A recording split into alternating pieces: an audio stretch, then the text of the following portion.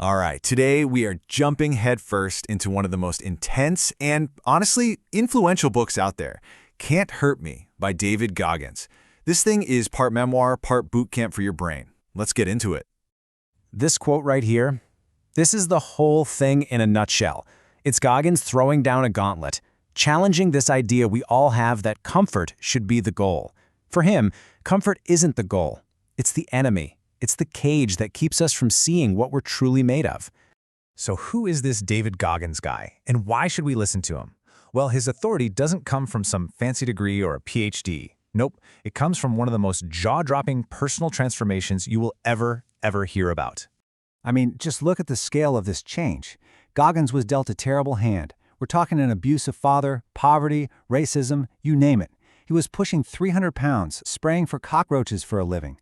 And from that, he became the only person in the entire U.S. military to complete SEAL training, Army Ranger School, and Air Force Tactical Air Controller training. That journey, from the absolute bottom to, as he puts it, being uncommon amongst uncommon, that's the bedrock of his whole philosophy.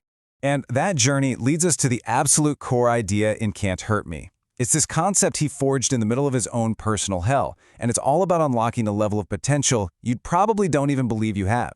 40%. That's the number. According to Goggins, this is where almost all of us give up. It's that moment when your brain starts screaming, "Stop! I can't! This is it!" But Goggins says, no, that's not the finish line. That's just the starting block. And here's the critical part to understand. The 40% rule isn't really about your body. It's about your mind.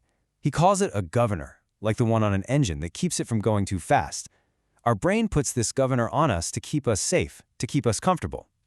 His entire method is about teaching you to find that governor and then floor it right past it to access that other 60%.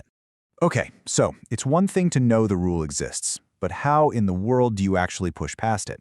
Well, Goggins gives us a pretty practical, an extreme toolkit for what he calls callousing the mind. Let's look at some of the main tools. First up, the accountability mirror. This is his technique for radical, brutal self-honesty. You literally write down everything, your goals, sure, but also your insecurities, your excuses, your failures, and you stick them on the mirror you look at every single day. There's nowhere to hide. It forces you to take total ownership of who you are right now, which is the only way you can start to change. Next up is the cookie jar. And this is a genius way to use your own life as fuel. The idea is simple. Create a list of every tough thing you've ever overcome, every single victory, big or small. Then, when you're in the thick of a new challenge and your brain is screaming at you to quit, you mentally reach into the cookie jar and pull one out. It's a reminder, hard proof that you've been to hell and back before and you survived. It's evidence that shuts down doubt. And all of this really builds to his main practice, embracing discomfort. Goggins says you have to callous your mind just like you callous your hands, by putting it through hard stuff, over and over. That means doing something that sucks every single day. For him, that might be a 20-mile run before breakfast. For you, maybe it's a cold shower, or finally making that phone call you've been dreading. The point is to make discomfort so normal that it doesn't faze you anymore. Now look, Goggins' way is undeniably powerful, but it's also a lot. It's incredibly polarizing, and it brings up a really important question. Is this relentless stay-hard approach always the best way to live?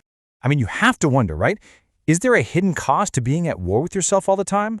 A lot of the critiques we looked at suggest there absolutely is. And this table really lays it out nicely. For every one of Goggins' ideas, there's a potential dark side. His whole thing about taking souls or mentally breaking your competition, that can also just make you an isolated jerk. Pushing your body to the absolute limit. Unsurprisingly, that can lead to major injuries and burnout. And this constant war with yourself can actually become a really unhealthy mindset that just chips away at your self-worth. Maybe the biggest critique is this. If you build your whole identity on being physically tough, you create a really fragile ego, one that's going to crumble when you get injured or just get older. So what do we do with all this? How do you square the incredible power of his message with the very real dangers?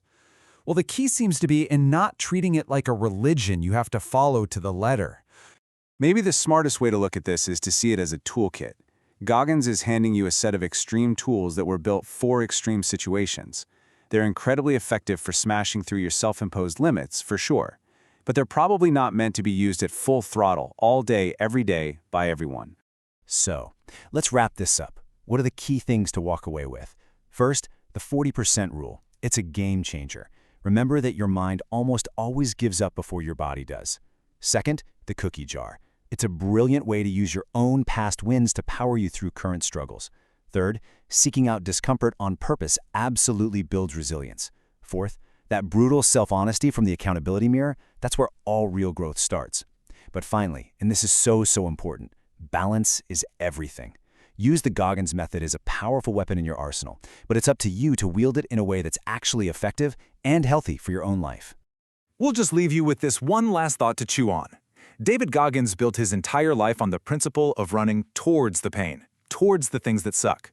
It kind of forces you to turn the question back on yourself. What are you running from?